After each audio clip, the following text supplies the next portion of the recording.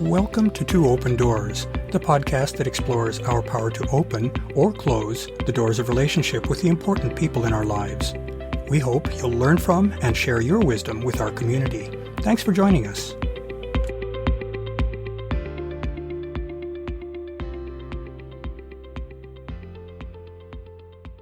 I've recently been wondering about why I've had such an intense, long-standing interest in deep human connections, even in childhood. While many of my peers seem to be focused on sports or having adventures or running in popular social circles, I was drawn to the exploration and understanding of intimacy. Why? We've previously explored the three realms in which human connection plays out, the physical, mental, and emotional planes, with the latter including spiritual experiences. In this episode, we'll consider the very special role filled by intimate relationships. In prior episodes, such as the recent Relationship and the Hierarchy of Needs, we took a look at what it is that we humans seek from various kinds of relationships. We saw that we have three broad categories of needs. First is basic needs, such as for health, safety, and sustenance, as well as internal needs for self-worth, self-respect, etc. Then there's psychological needs that are rooted in our being members of a very social species and which address our need for social acceptance and participation and for a sense of belonging, autonomy, and personal power. And third, there's self-fulfillment needs that feed our desire to lead meaningful lives that transcend our purely personal lower-level needs. We also noted that each of those three categories of needs can have physical, mental or cognitive, and emotional and spiritual components. In thinking about the sorts of connections that people form, I conclude that there are just a few different kinds of relationships. Our connections with society in which we are embedded and to which we contribute, we can think of these as our community connections. Our various friendships, which run emotionally deeper than our social acquaintances or transactional connections such as business relationships, and our intimate relationships through which we share our lives with those usually few very special people who are centrally important to us. It's worth exploring each of these three to understand their main benefits. We humans rely on one another to satisfy our wide range of physical needs, such as those for sustenance, food, drink, clothing, and housing. We also need to know that we will be treated fairly and receive what we need in exchange for the contributions that we make to supporting others. Because of this mutual care social arrangement, we are truly interdependent with one another. True independence is effectively not possible for humans, probably not even in earlier and more rudimentary societies. Beyond satisfying physical needs, communities also address the human desire for belonging. For better or for worse, we humans seem to be programmed to seek out membership in groups, and especially in small tribal sorts of groups. That provides the foundation for the in-group, out-group dynamic that seems to appear in so many human interactions. That dynamic promotes a strength-in-numbers perspective that amounts to a compact between the members of a group to protect one another and their shared interests. There's a strong mental component to this group dynamic of belonging. The members of a group typically share common beliefs, interests, and motivations, and to the extent that others may not share those commonalities, differences can be a basis for misunderstanding and even conflict. Belonging to social groups can thus have a strong downside, but that really doesn't reduce the importance of belonging to communities.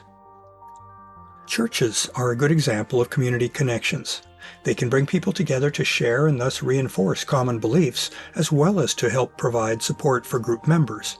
Unfortunately, that reinforcement and support seem to rarely extend to out-group individuals who may well be perceived as different in a negative rather than simply values-neutral way.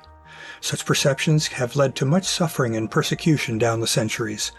For that reason, the ongoing decline in church membership may not be an altogether regrettable thing, despite the resulting fraying of the social fabric. Note that connections with community rarely, if ever, qualify as being part of a person's core relationships. Such connections fill social needs for connection, as well as more transactional needs. The term friendship covers a multitude of different kinds of human connections.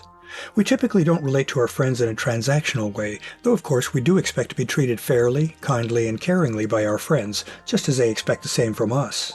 Friends share mutual caring, which can include varying degrees of physical and emotional support for one another.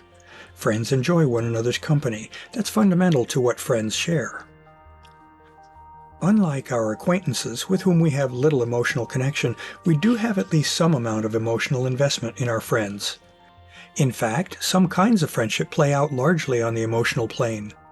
Consider the case of high school BFFs, or best friends forever, who may spend much of their day in each other's company.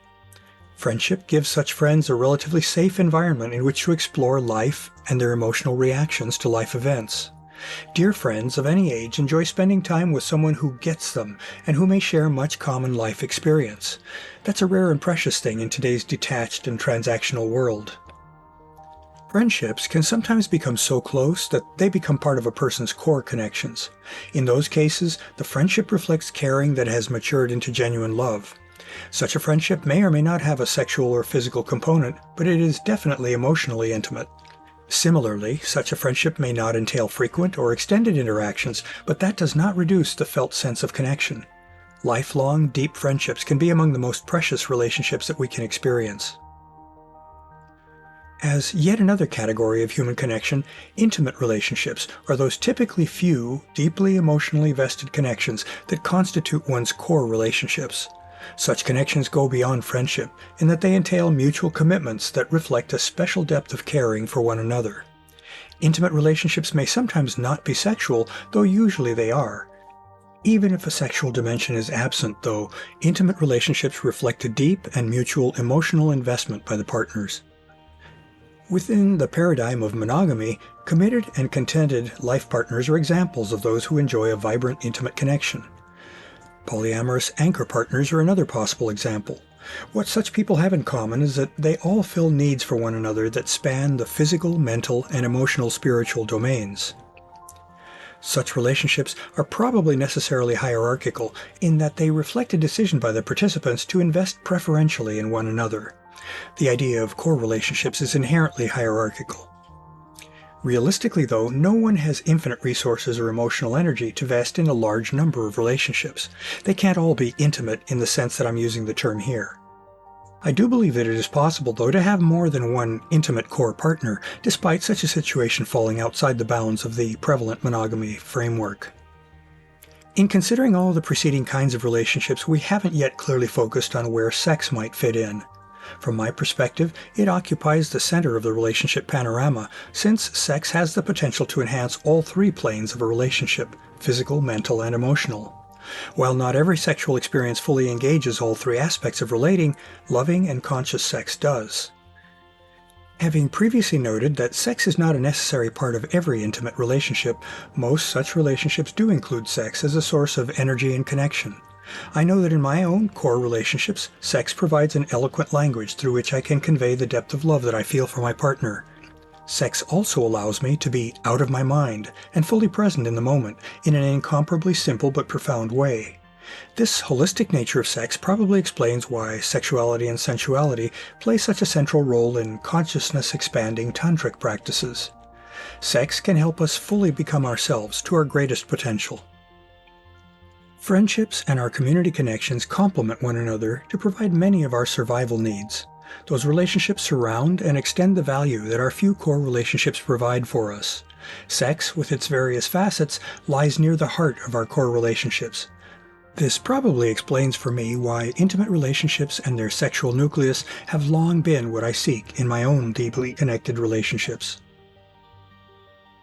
To learn more about Two Open Doors and to engage with our community, I'd like to invite you to visit the Two Open Doors private Facebook group for posts and discussion, and the Two Open Doors meetup group for events. I also invite you to contact me directly by writing to me at Claude, C-L-A-U-D-E, @twoopendoors.com. I'd love to hear from you, and I'll use your inputs to guide my work on future blog posts and podcast episodes. Thanks for visiting Two Open Doors.